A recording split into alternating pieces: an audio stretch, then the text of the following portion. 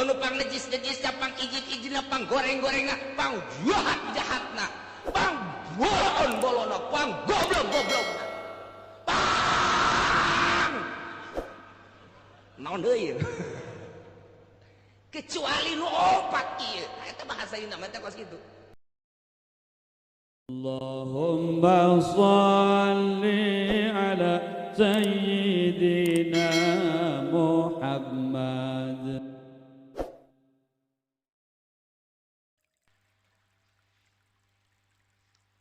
Allah nurunkeun wahyu ka Kangjeng Nabi dina pelebah masalah ngaharamkeun minuman nungtut. Mimiti ayat anu nyederhanakeun, kadua rada keras, katilu keras, kaopat patok geus teu meunang diganggu gugat. Ayat anu terakhir ieu ayat anu geus teu bisa diganggu gugat kana haramna arak, haramna judi, haramna kitu turah taroh azlab, termasuk anu sob, patung-patung arca-arca. Geus teu bisa diganggu gurat-gurat, diganggu teu bisa diganggu deui patok gurat batu haram mutlak. Nu mantak Gusti Allah ngajelaskeun make bahasa anu indah, cek ahli bilagah. Geus kateropong ku gaya bahasa-bahasana ge.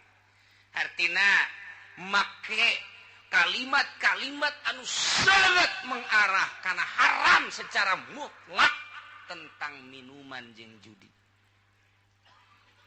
Hiji Gusti Allah teh make ayat innama mimitina teh. Ya Allah eta teh maedahkeun kana hasr. Ya ayyuhalladzina amanu innamal khamru wal maisir tamaka innama wa adawatul qasri illa innama atfun wa taqdimun kama taqaddama. Ulah sambarangan mun make innama. Berarti ieu luar biasa make innama mas sarua jeung kieu lantaran di dieu hukumna teh jusum min amali syaitan kulantaran aya innamal khamru wal maisiru wal ansabu wal azlamu rijsum min amali syaitan. Rawong ku ari ku ilmu ma'ani, cek ilmu ma'ani malantaran aya adat koser bentukna inama, lamun ku urang dilempengkeun masar wajeng la rijsa wala syai'a min amali syaitan ila hadhil arba'ah. Eueuh anu ijib, eueuh anu najis, eueuh anu panggoreng-gorengna. Eueuh hiji perkara anu jahat tina pagawean setan kecuali nu opat ieu. Patok geus tama bahasa teh. Eueuh nu pang nejis-nejisna, pang ijit-ijitna, pang goreng-gorengna, pang jahat-jahatna, pang bolon-bolonna, pang goblok-goblokna. Pang naon deui ieu? Kecuali nu opat ieu. Eta bahasa Indonesia mah teh kos kitu. Dilempengkeun make fan ma'anil la rizqa wala syai'a min amali syaitan illa hadhil arba'ah. Entak mun teu ngaji ma'ani mal beres. Mal beres. Ieu opat. Hiji khamr, dua judi maisir, tilu ansab, opat azlam. Sedengkeun nu opat-opatanana eta di cadasna aya. Di sepatan aya. Di Cikupa loba. Pasar Kemis menteu. Komo Cilongok mah aduh. Eueuh bae. Ngan di mana-mana orang Cilongok. Masyaallah. Opat ieu. Mabok baheula mah di kota ku ari handapeun tangkal awi. Masyaallah. Jorhe jasa. Orang kota mah batuk na ge homer nu seungit teh urang dieu masyaallah begitu batuk teh ka ambeuna. Buh masyaallah bala-bala. jorepan eta mabok balap tuh gitunya judi baheula mah hanya jelema-jelema bararia sabae nu baraga duit Cina encek kuari mah kuari di lembur judi naon bae pake judi patung arca jeung sajabana kitu keneh azlam wah masyaallah mantap kurang minta ka Gusti Allah mudah-mudahan urang kabehan dibere bersih tina panyakit nu opat ieu dibere embung ngalakonan nu opat ieu samping urang oge anak urang mudah-mudahan dibere salamet tina panyakit nu opat ieu incu urang turunan urang mudah-mudahan mun tayang ka Gusti bere salamet ku Gusti Allah tina panyakit nu opat ieu tatangga-tatangga urang nu geus makeun bae mudah-mudahan ku ari mah dibere salamet dibere cager tina panyakit nu opat ieu lantaran ieu mah mengarah kana neraka naudzubillah min hiji nomor kedua arak ieu ku Gusti Allah bisa kompet daunkeun jeung ansop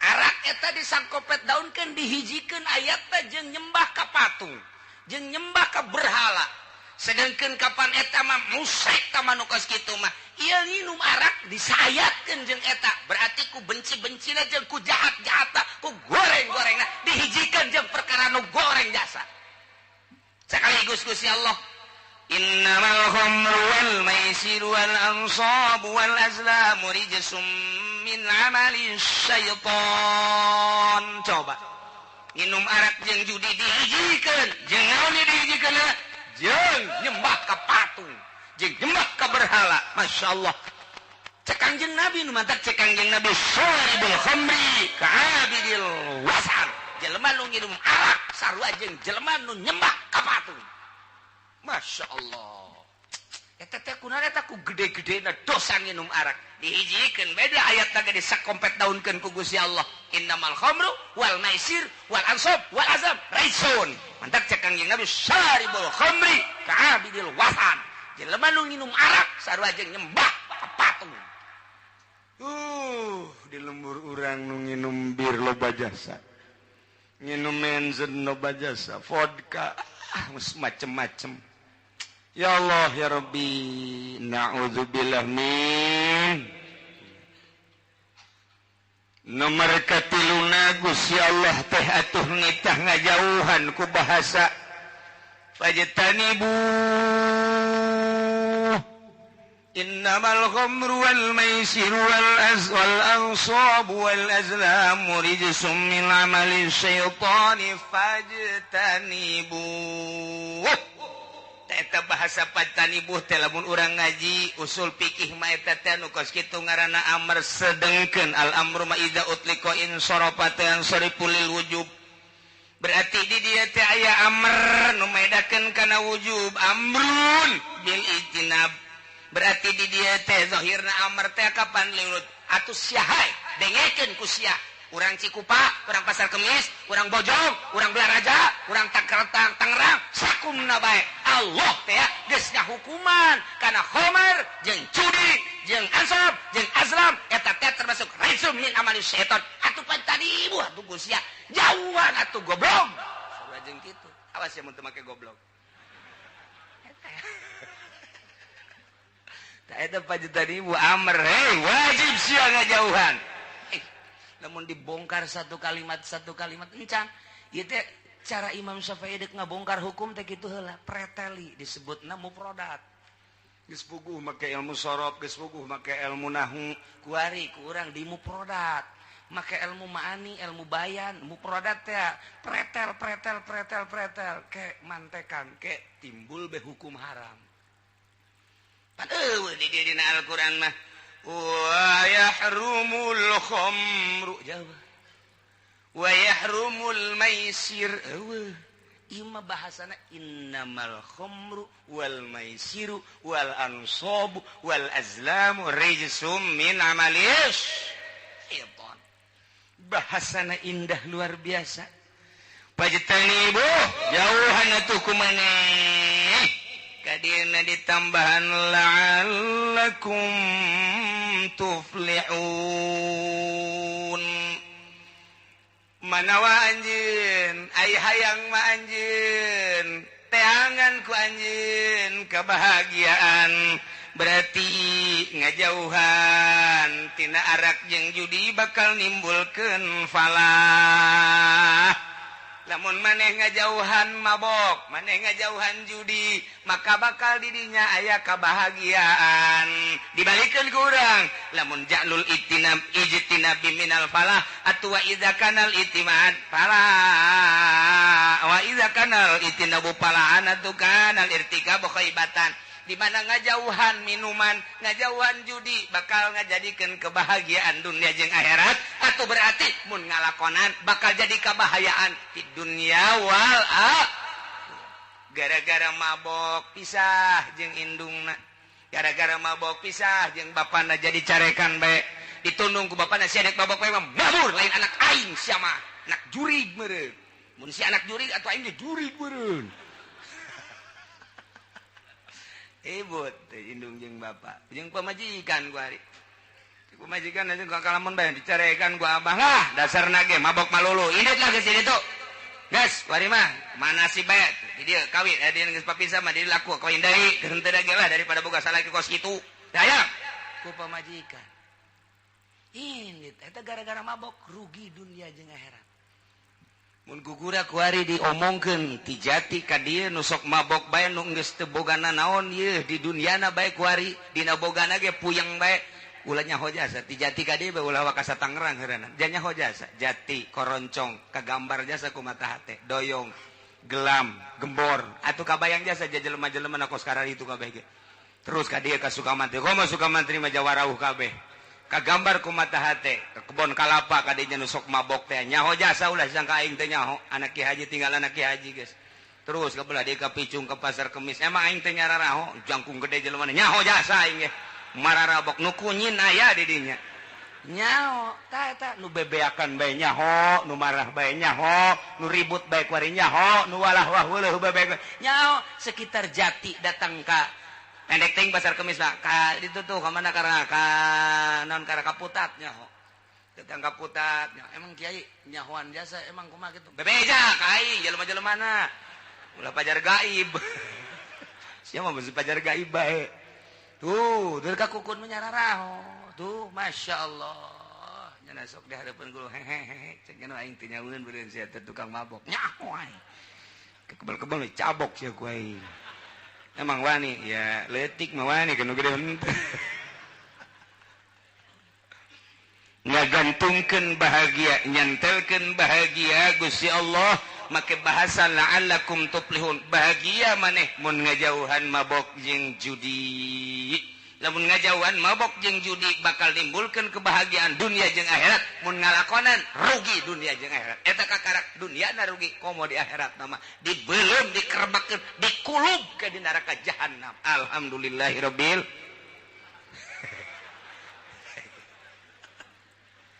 hidat alhamdulillah ja kulubeun tah mah atuh bodoh lah mah Gusti Allah bae eta tapi tetap orang doakeun lantaran kadang-kadang nu babok jeung nu judi teh kapan terjadi di dulur urang terjadi di kawauh urang terjadi di tetangga urang meureun sedih amat mun urang ka sorga nyana ka neraka sedih ja urut sagulung sagalang di duniana urang doakeun mudah-mudahan anu mararabok boh anak boh incu boh dulur boh tetangga boh kawauh diberi taufik ku Gusti Allah Subhanahu wa taala sehingga manehanana diberi sinar ilahi nyaho kana bener tobat ninggalkeun kabairna amin ya rabbal tambahan deui ku Gusti Allah innama yuridu syaitan wa yuqi'a bainakumul adawata wal baghdha fil khamri wal maisir dek kumaha bagusna atuh judi jeung mabok mah lantaran ku setan dijieunkeun hiji alat setan teh nyieun alat anu paling luar biasa ampuhna babarian jasajang nimbulkeun bagdo jeung adawah tesa salgeus mabok bae tesa salgeus judi bae ge boro-boro jeung sasaha bapana judi jeung anakna ribut bapa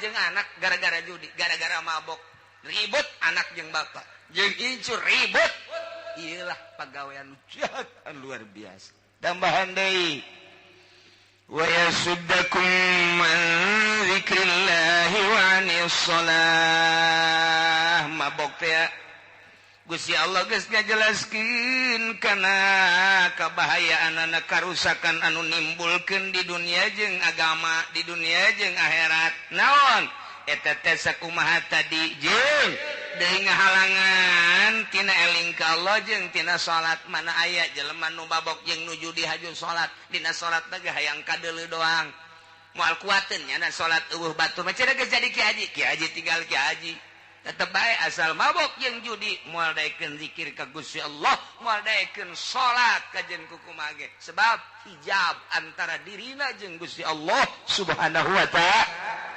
wa ta'ala nah terakhir wa atii'ullah wa atii'ur rasul wahai mukminin sing narurut maraneh kabeh ka Gusti Allah tegas instruksikeun tadi titah ngajauhan mabok jeung judi titah ngajauhan ku Gusti Allah teh kana patung jeung azlam adu nasib teh ku Gusti Allah diinstruksikeun melalui wahyu ka Kangjeng Nabi urang Kangjeng Nabi Muhammad sallallahu alaihi wasallam sok Muhammad Rasul aing nyampaikeun ka sia intina titah nurut ka aing cak Allah wa atii'ullah wa atii'ur rasul tuturkeun rasul lantaran rasul mah ucapanana lainang di dirina la yantiku anil hawa in huwa illa wahyun yuha moal nyarita haram kecuali parentah aing moal nyarita wajib kecuali parentah aing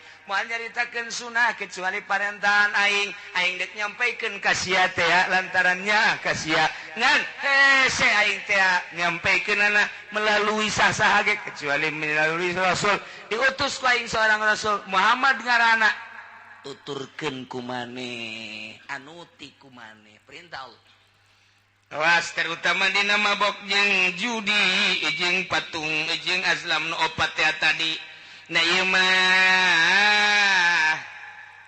dijelaskeun wahdaru cek Gusti Allah hati-hati nurut maneh ka Gusti Allah nurut maneh ka parentahan Rasul Allah tapi wahdaru awas hati-hati kumaha hati-hatiana lamun maneh nurut salamet mun maneh teu nurut bahaya fa in tawallaitum maka lamun maneh mengo mun maneh ngabalieur lamun maneh teu nuturkeun ka perintah Allah teu nuturkeun teu ngajading kana ucapan Kangjeng Rasul perintah-perintah Kangjeng Rasul ku maneh teh dihirup fa'lam kanyahokeun ku anjeun annama ala rasulinal balagul mubin Rasul mati kasangkut paut eueuh deui nyana mah ngan sakadar nyampaikeun doang maneh nurut salamet maneh teu nurut bahaya Rasul mah teu aya naon-naon teu aya gantar kakaitan teu aya hubungan nyana mah ngan sakadar diberekannya bae ka umat nyampaikeun ti aing andai kata Rasul teh nitah ulah mabok maneh nurut salamet andai kata Rasul nitah ulah mabok maneh teu nurut ih atuh Rasul mah teu kasangkut paut lantaran Rasul mangan sakadar annama ala rasulinal balagul mubin ngan sakadar nyampaikeun Rasulna parantos teu aya tilar di dunia mah disampaikeun ku para sahabat ayat ieu sahabatna geus teu aya sampaikeun ku tabiin geus teu aya disampaikeun ku asbat tabiin tahun 2011 penyampai lidah Kangjeng Nabi di Jakarta loba keneh di Pandeglang loba keneh di Serang Pandeglang di Serang loba keneh saantero dunia nu nyambung lidah ayat ieu loba keneh ngan hanjakal teh kumaha hanjakalna ieu pemerintahna Pemerintah teh dirina artina nu marentahna ieu adalah bener-bener henteu mengamati ayat ieu. Sehingga nyana teh ngajual ayat. Kumaha ngajual ayat teh?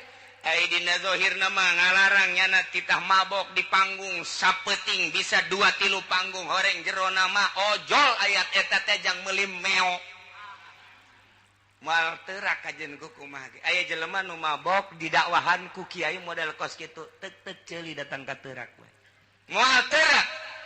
Naon sababna? Lantaran ojol tah mah ojol ayat. Nyana ngaluarkeun ayat susuganan, mancing, lain mancing supaya menang hidayah, tapi nyana mah mancing supaya dapurna ngebul. Mal beres. Nu mantak lantaran ojol, deuleukeun geus maotna. Deuleukeun cek Imam Ghazali deuleukeun geus maotna we. Trek we kiai nu sok dakwah maot. Maot misalnya ieu, maot. Aya eueuh nu zarah umat kadinya. Ternyata eueuh. Apakah teu wauheun? Wauh. Apakah teu akrab? Akrab. Kunaon bung jarah? Pan nyana baheula dakwah. Abi dakwah na ge dibayar ieu ku aing. Ojol teh nama dakwah. Eueuh karasa. Tapi lamun nyana tilok ojol ku dunya, maot. Masya Allah, nyana pernah datang ka imah aing ngasehatan. Dibere mah dibere tapi teu maksudna nyana. Teu maksudna angan kos kitu cek pemuda teh Masya Allah keur aya nyana mah urang teh ku sasalaman ge kana sehatan ku neuleuna ge kana sehatan komo lamun geus ngajina kana sehatan. Emang teu maksud ojol. Teu maksud ojol jeung dunya. Geus maotna jelema daratang ka makomna. Hadiah ka makomna, ziarah ka makomna, deuleukeun enggeus maotna mun biasana ojol jeung dunya pek bae eureun moal aya nu inget teh. Eta teh rahasia anu luar biasa, rahasia anu luar biasa. Maksudna Imam Ghazali dek nyaritakeun keikhlasan jelema deuleu geus maotna bae. Nu mantak urang zararah katua ka naon kitu ngaranna ka Maulana Hasanuddin ahli ikhlas. Urang ngajarahan ka Maulana Yusuf ahli ikhlas. Urang ngajarahan deui kitu ka mana kana jadi ka Ki Asnawi ahli ikhlas. Asal ahli ikhlas jelema ku Allah digiring-giring ditaku saha eta zarah. Aya nu ngagiring-giring eueuh di lembur urang aya jawara paeh hayang urang jarah ka dinya atuh henteu. Henteu pancena sok nganasehatan, nganasehatan kitu nya mah marah. Aya kiai maot teh henteu dijarahan ku muridna acan. Muridna ge santrina ge teu jarah-jarah acan. Sangheuk bawatna teu bisa dibobodo nurani mah. Kunaon eta? Baheulana. Jago mah ngajago ngajina, hebat mah hebat ngajina. Cuman ojol jeung dunia. Lamun ditanya, kunaon sih teu daek jarah? Henteu lah. Kunaon emang? Pan ngadidik sia, atuh ngadidik ge bae lah aing sok dipentaan. Pentaan. Asal aya anu ngaji bae tah murid aing sing ade. Eta hancengan aing teh sing ade. Nu nanya masalah baik jadi murid. Oleh kau mana tuh? Sekali nanya sejutanya. Nyen pondok menta, nyen majelis menta, ojol kata nu kos kitu ngaran. Mal beres. Nyen kudu nyen majelis manyanana tuh. Ai masyarakat titah nyen majelis aya nyana meuli apansa. Eta goblok kiai di Singapura kos kitu eta.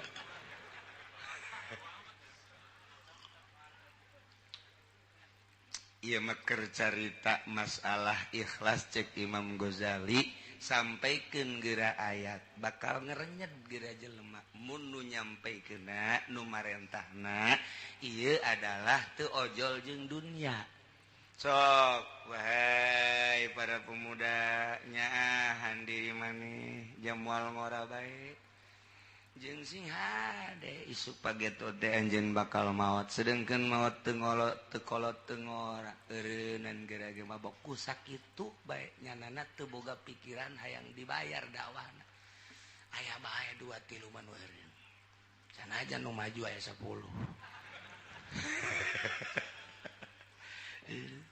sanajan unggal penting dakwah menasional tapi di benak hate nanya teh lain eta nu dimaksudna maksudna mah dek numpuk-numpuk harta ieu mah tinggal maksud lain dibere jeung teu dibere lain boga jeung teu boga tapi maksudna sing ada singkah arti menang nyokot ti mana eta Imam Ghazali menang nyokot tina innamal a'malu binniyat jelema mah kumaha niatna jelema ngariung teu niatna naon niatna teh deuk tahlilan nek syiar kemudian diberi berkatna satrek masalah teka bawa teka jinjing gunya ada satrek berkatna atuh loba jasa masalah tetep bae syiar mah kuari mah jelema dek ngariung tapi itu dimaksud berkatna berkat mending mun satrek pugu cau deh mending mun cau nu beureuh mah cau hansip rugi emang cau hansip aya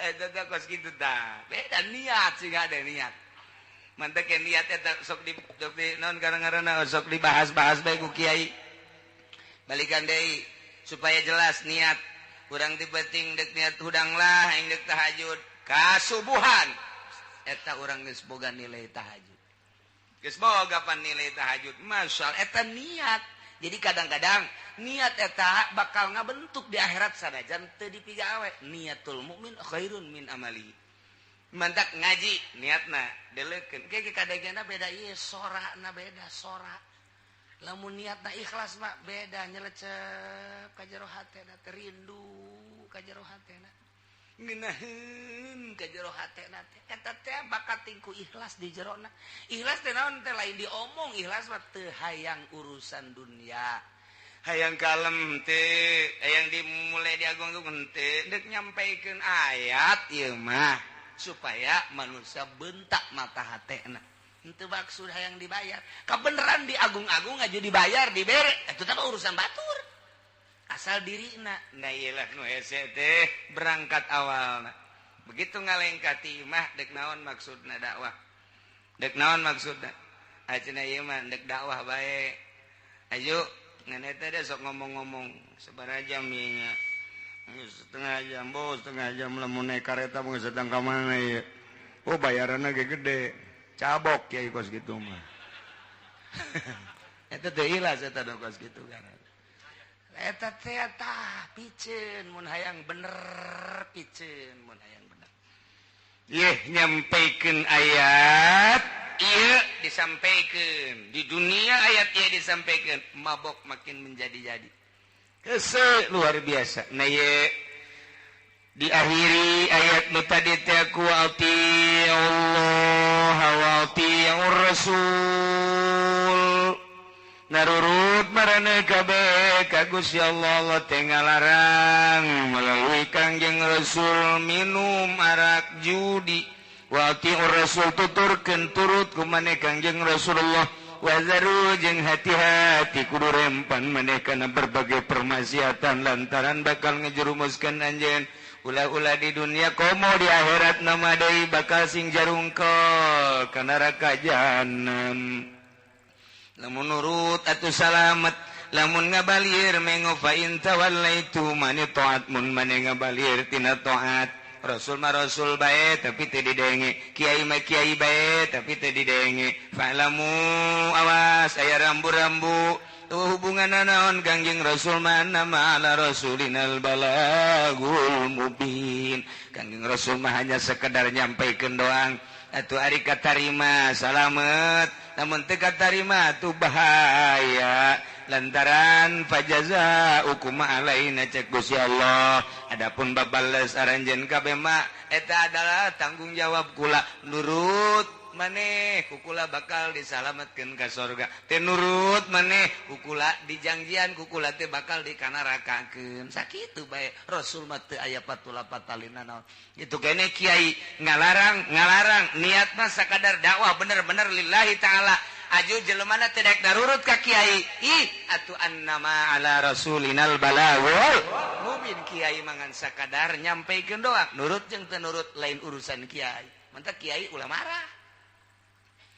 marah lamun dakwah teh aju teu narurut marah kiai goblok sia teu nurut ka aing deuk nurut ka aing deuk nurut ka saha sia tolol sia goblok sia eta kiai moal beres sama kos kitu mal beres atuh ieu keur nyampaikeun bae haram riba haram ngredit haram praktek isuk-isuk datang Assalamualaikum enon ya ampura kiai kunaon aduh doakeun kula bulan kemarin itu bisa bayar kreditan karep mudah-mudahan boga cek hate ai kamari aing nyampaikeun haram ku ari minta doa ka aing aing teh sieun nu kabalingar sebenarnya Deres kana tah mah deres kana tah kos kitu deres kana deres. Anu kieu Waalaikum ceurik bae.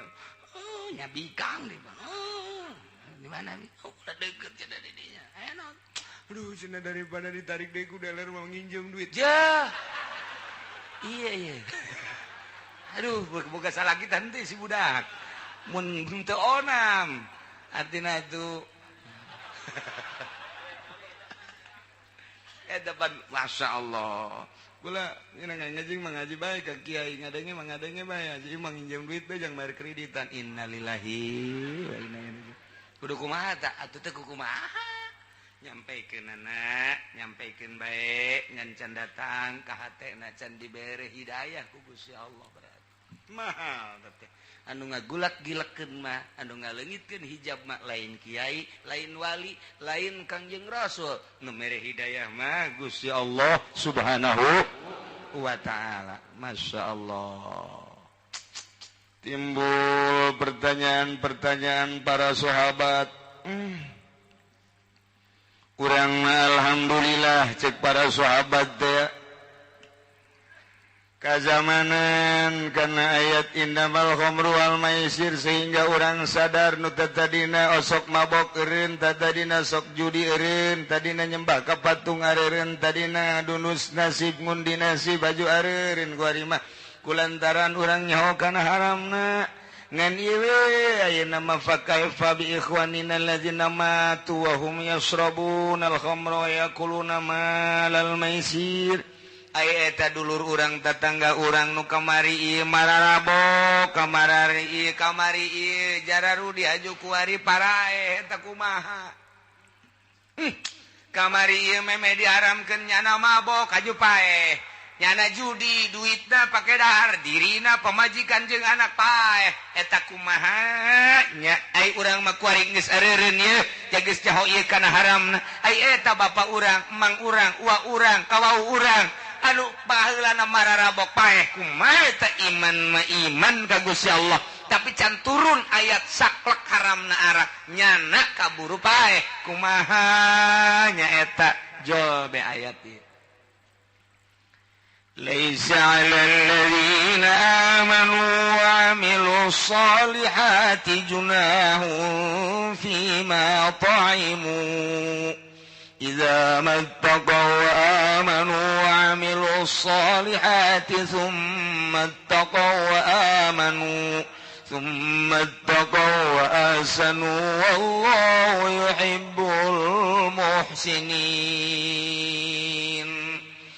Cek Gusti Allah laisa 'alal ladzina amanu wallahu alam bimuradi teu aya tetep ka jelema nu ariman ngimankeun geus amilus solihati bahkan beramal soleh junahun dosa teu kadosaan fima taimu dina sagala rupa hasil-hasil nu kumanehanana di dahar lamun dina arak mah kunyana diinum nginum arak wal maisir hasil daripada judina kunyana di dahar dirina jeung pamajikan keluarga eta mapan qoblatari memeh diharamkeun artina jelema nu baraheula iman ka Gusti Allah jeung Rasulna bahkan nyana ngamal soleh ngan encan turun ayat kasaklekan haramna diharamkeun nginum arak jeung judi kemudian nyana kaburu maot cek Gusti Allah laisa junahun teu dosa 'alal ladzina amanu wa 'amilus solihat bagi jelema nu ariman terus amal soleh fima ta'imu dina naon nu kunyana nu diinum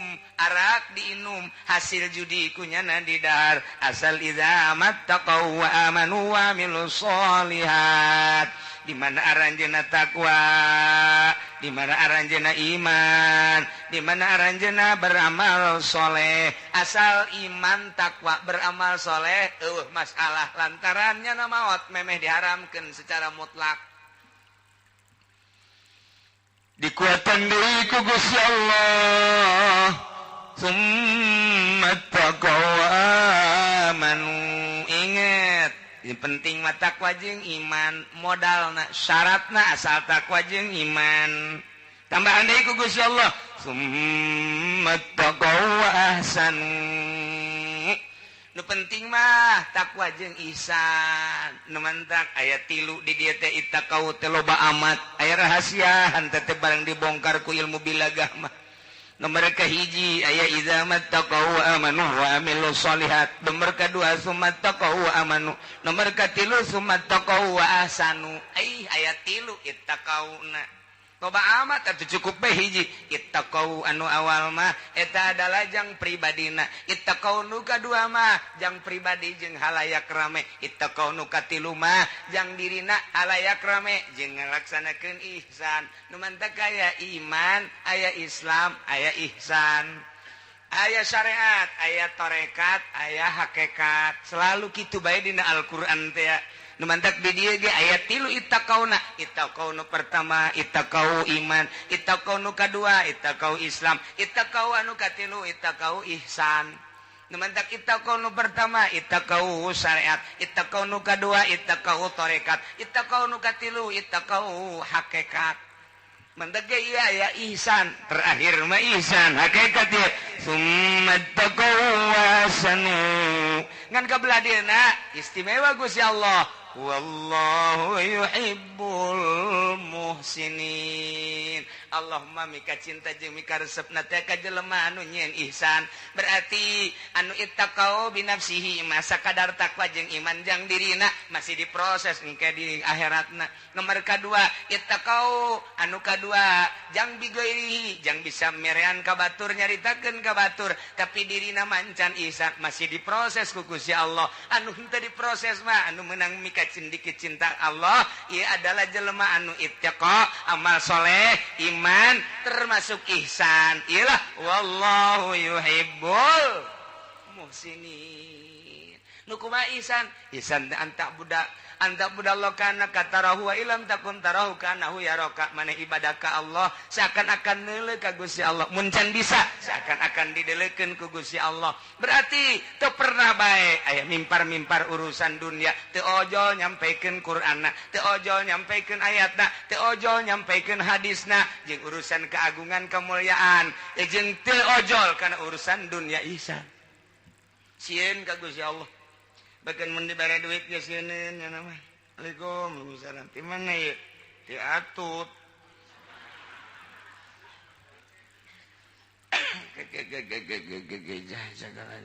ai butuh ieu ka duit teh ngan teh pan keheulanya halal apa haram kitu ahli Allah kela dieu kala sabaraha duit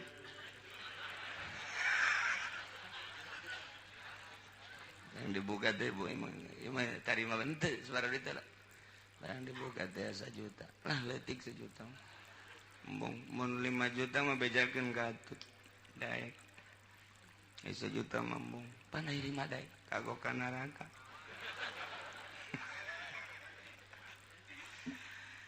aduh nengan daftaran we cenah daftaran eta naon karang-karangna KTP maksudna dek di umroh-umrohkeun ini umroh jadi ganjaran apa henteu? Kunaon teu berpikir, masya Allah, ieu ayat lain lalagaan. Gusti Allah cukup bae ieu teh, make ittaqauna hiji bae, cek ahli bilagah mun hiji ge cukup. Tapi make ayat 3 ieu teh lain lalawara. Ya Allah ya Rabbi.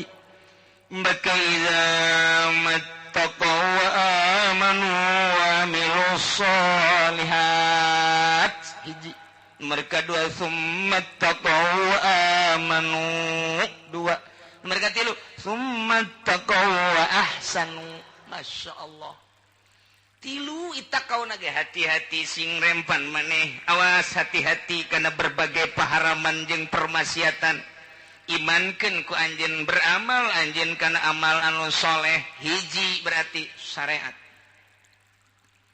tambahan deui ku Gusti Allah summat taqaw wa amanu mentak ka dieuna ge make tafsiran Imam Jalal teh sabatu ana taqwa wal iman di jerona teh geus tetep takwa jeung iman ngan kuari ngalaksanakeun nya nante akana intisari takwa jeung iman tarekat ngaranna suluk disebut berangkat kuari mah lain sakadar iman tetapi nyana berangkat hati teh supaya benar-benar deket jeung Gusti Allah supaya datang ke mana ya? Supaya datang diri nate ka Gusti Allah. Emang Gusti Allah bisa ditempuh jalan mana? Bisa ente naik kereta, bisa ente naik kapal atau naik Apollo. Oh, otak nancan datang eta budak. Gusti Allah mah di mana-mana aya. Tapi lain berarti eta Gusti Allah. Kumaha tuh ngaji nu mantap ge. Jangan ngajinya terus bae. Atuh otakna pendek biasa sih mah. Campur jeung naon? Wayah ngaji-ngaji wayah datang ka imam nonton TV melulu. HP bae meuli nu anyar deui. Oh, budak. 3G HP na ge geus. Mending mun ngarakeun aki-aki geus bau kuburan. Mamawa HP keneh bae. Ya Allah, ya Rabbi, tak aki-aki buang ka warah jas.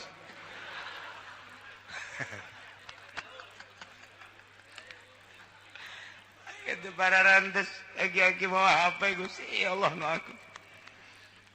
Ya pasti aing dipake ka greget ya ku Amerika. Naon sebabna? Perusahaannya napaan? Waduh bahaya ieu cenah kiai ieu. Ngalarang meuli HP. Waduh, aing nyeunan HP kunyana dilarang. Aing mah ngan ngalarang doang ieu meka. Ya tetep ki hajina ge meuli bae. Ngan ngomong bae heulanan ieu mah. Lamun dek bener-bener nyana make ittaqau nu kadua. Tenden HP. Selamat berpisah. Aku mendengar pengajian dari kiai, ternyata engkau harus pisah. Dengan berat hati aku terpisah denganmu. Tetapi demi menuju Gusti, waduh. Engkau akan aku tinggalkan, tapi ai dijual mau moal si HP besi aing hayang deui. Setengah hate teh jelema teh. Setengah hate kudu nalan pican. Plus. Meuli deui.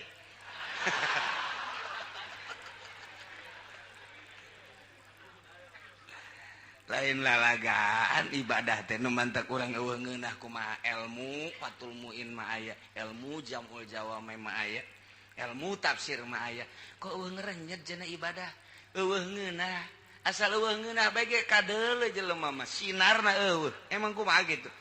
Lamun aya jelema nikmat ibadah, ngan nyaritakeun nikmat ibadah mah teh mah geus rahasia bae hese nyaritakeunana. Ngan beda engke sinarna. Boro-boro ndek nanaon tah pepegatan jeung HP bage sakitu hese. Aing mah jaga sekolot umur 60 tahun ku batur di ustad-ustad jeung di kiai-kiai. Lah HP aing isin aing. Geus aing mah moal. Ku ari mah HP teu boga nonton TV bae. Atuh ieu bagi berat penyakit. Bagi si parah ya mah impus ya mah kiai kos kieu mah. Geus teh TV geus sia mangpaat aing neuleuhan sia bae ti baheula teh ngan saukur berita bae paling ge anu-anu lah. Film nyanyi geus teh hayang aing mah geus tah dua tang. Coba ge dua bae HP jeung TV. Ieu teh di jero hate diberesihan teh hayang teh mah kos kitu mah lahun walabun teh mah geus. Aing mah deuk ka Allah bae saminggu bae ngerenyet bakalna. Hayang meuli deui.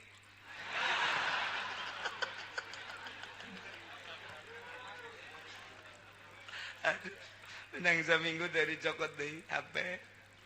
Tidak kuat aku berpisah denganmu. Jaringanku kurang. Sehingga undangan ngeriung kok nggak ada. Yang biasanya kayak ondo sama kos gitu. Itu bisa pepegatan. Dek menuju ke Allah kudu aya anu ditinggalkeun. Kadaanan ninggalkeun dunia secara total. Keheureuyan nu kitu bae heulangan. Lah cenah disebut ortodok, geun bae disebut ortodok ge tereh paeh ieu. Daripada disebut modern aja paeh, modern ka bawa ka ditu hanas ibadah teu ngeunah. Pikir tak ku otak. Ya Allah, ya Rabbi.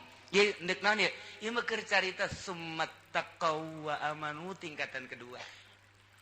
Tingkatan kahiji mah eta tadi engke aya proses keneh bae. Allah teh ieu tilu teh aya rahasiaan. Ngan saeutik we dijelaskan ku Imam Jalal teh. Coba deuleu tafsiran di kitab-kitab lain tentang ayat ieu. Masya Allah teu sembarangan Allah nenden tilu takror teh. Tapi takrorna teh takror teh budak balik. Takau deui. Mun eueuh rahasiaan moal dipuat di dieu. Tah tingkatan kahiji mah nu tadi teh ya takwa, iman, tapi tetapnya masih biasa kena baik. Cuman di mulut tidak sampai di hati. Waduh. Sedangkan kan dari mata turun ke hati. Sia ngarora keneh mah kitu. Ku hari mah teh geus beres tah eta mah geus tah. Wa summat taqau wa aman pelaksanaan. Pelaksanaan ieu teh duh anu kamari teh maharim-maharim dilaksanakeun. Ku hari mah geus menuju ka Gusti Allah lah tah dibere duit ge. Ieu teh saha? Teh anu henteu. Henteu mah rada gede, gede dek leutik henteu bae kula. Nu lumayan jeung nambahan meuli apaan sa. Henteu, aing ka jeung teu make apaan sa naik angkot aing. Geus henteu bae, cek aing henteu bawa, bawa ka ditu. Sugan hayang ditambahan teh hayang. Soalnya atutna kawin jeung aing. Kadang sakit atuh. Misalna lain ti atut bae sarua ti wahidin ge. Ulah. Urang pilih sesuai jeung nurani. Abeh urang di dunia beres di akhirat henteu dicarekan ku Gusti Allah. Ieu mah jang santri, bejang santri. Aya nu lain santri mah teu nyaho nu hukum. Aya jang kiai atuh mimba bi komo. Santri mah pan nyaho, ieu duit nu kos kitu teh beres. Ulah.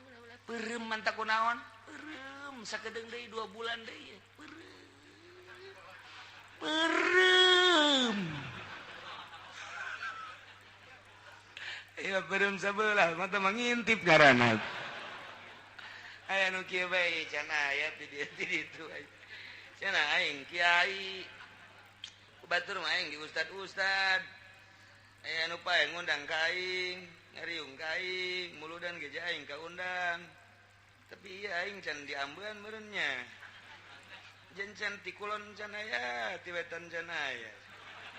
Aing mah meureun kunya lain pajar jelema kadal meureun. Dek ngeunaheun kumaha ibadah. Ikir carita summat taqau. Panyakit eta teh kos kitu teh. Geus HP panyakit, TV panyakit, jaringan-jaringan panyakit, duit nu teu pararuguh panyakit. Lepaskeun geura eta sok kudang peuting. Usolli Allahu akbar. Maaf, engke bakal kabayang guru ikhlas urang. Bakal Allah mere kos kitu heula. Tek bae kiai anu mah meureun ngeunaheun soal ayang ke di jero hate. Allah tambah ikhlas. Eta teh dorongan moral anu ku Gusti Allah ditambahan ka hate urang. Naek urang tek komo wali urang. Allahu akbar. Lain ngahayal, aya ngahayal mah bahaya. Tak maka ditu Kangjeng Nabi mah di Guha Hiro sorangan meureun ku nikmat-nikmatna teh ibadah. Allahu akbar. Geus ngeunaheun ibadah. Moal bisa lamun aya hahalang mah Allahu akbar. Kamari 500. Lamun kapang jadi asana 1 juta ya. Iraha ya undangan deui nya. Hayalanna kos kitu beda. Ieu mah kula mah alal haq bae beda ke pemikiran beda. Allahu akbar. HP nu eta kekerbek. Anu anyar sabaraha duitnya. Buatan Cina sih sabaranya. Cak batur bagus tapi teu rusak. Kajeun lah isuk bae gitu. Moal beres, cak aing moal. Moal, komo anu ngahape. Allahu akbar. Ting tong. Saha eta? Iya kana budu aya ting tong. Wa iya kana saya. Urang kitu salat. Tek ceuli datang ka ikhlas bae ge. Ieu keur carita urang lalagaan. Beda engke jeung beat mah dina tarekat lain deui doktrin. Ieu mah keur carita dilalagaankeun bae. Pikir ku urang moal bisa kajen ku kumaha ge. Mantak aya jelema norekat boga HP pabatola torikotuhu. Batal kajen teh zikir sabala ribu ti peuting boga HP batal cak aing batal. Deuleu persyaratanana. Cenah saya teh wah di torekat teh batal. Ieu mah teh saha-saha cenah nya mah udang-udangna ge gede geus muka sapah. Oh. Bohong, deuleu syarat daya 40 persyaratan. Masya Allah. Lain haram. Haram mah henteu HP ba. Tipi henteu haram jatiahna, jatuh najis teu naon teh mah kos kitu mah. Tapi bagi nu norekat teu meunang. Henteu meunang badak amun aya kiai hebat sorbanna ge ngangsar ka handap. Tapi make kene HP geus cuma syariat kene ieu mah bangsa nu pidatona hayang duit ieu mah nu geus ieu mah. Ini kabaca ieu mah kabaca. Nah, ieu keur carita nomor kedua summat taqwa man lain lalagaan. Nomor katilu mah geus jadi summat taqwa sanung sieun kapaharaman. Sieun kapermaksiatan khususna nu opat tadi umumna kuliah ing paharaman. Kemudian manehanana teh geus ngalaksanakeun perjalanan nu tadi teh kuari mah geus asa deukeut jasa jeung Gusti Allah pan urang teh diangkat jadi wali karasa. Mentak dipertanyakeun jelema sih jadi wali karasa apa teh karasa jadi wali teh aya nu henteu ngarasakeun eta keur nutup-nutupan karasa mana karasana asa eueuh dunia teh nu aya ngan Allah doang. Geus nyana teh engke asa kaduhung hirup nu kamari ieu. Duh aing eta Imam Ghazali caritakeun kos kitu. Imam Ghazali geus diangkat jadi hujatul Islam tapi can jadi wali, begitu trek jadi wali eta nu kamari magahan ngaji teh eta mah dosa. Aing magahan ngaji, aing ngarang eta teh dosa aing. Dosanya na kos kitu teh eta ngarasa dosa sebab orang teu ngeunah tama ibadah kos ketika nah ini ieu we ibadah nu bener mah ieu cekeuna tuh ya Allah ku ngeunaheun ibadah teh geus teu boga pikiran naon ieu lah summat taqwa sanu sedengkeun ka dieuna Gusti Allah wallahu yuhibbul muhsinin lain leutik-leutik ayat ieu teh mantap ge masyaallah hiji ku Gusti Allah dihampura dosa-dosa jelema anu baheula nginum arak hajung ngimankeun jeung amal soleh lantaran nyana nginumna teh meme diharamkeun secara mutlak kakarak aba-aba doang aju kaburu maut kitu keneh nyana barang dahar tina hasil judi eta ge sami bae dihampura lantaran can turun ayat secara mutlak berarti luar biasa Gusti Allah mah ari encan datang ayat mah tetep bae dihampura kos urang ibadah aju teu nyaho dihampura bae mantak ibadah mah makin bodoh makin gampang jih atau makin gampang urang dek ka Mekah kemudian aya nama tawaf sedangkeun lamun tawaf teh kapan kudu boga wudu jaat tawaf ka salat sedangkeun kuari hese ngaraksana lantaran atupan jelema teh ribuan urang kakarak teh salengka geus aya jelema urang takroni nya hideung antal jeung urang mending mun putih mah nya hideung nya batal kan geregat eta urang kitu mah urang kalau urang India atau Pakistan tapi nu geulis teh pagon nu teu geulis mah manya kertoap sih ditakeun geulis andai kata aja sia mapan kitu bae pikiran teh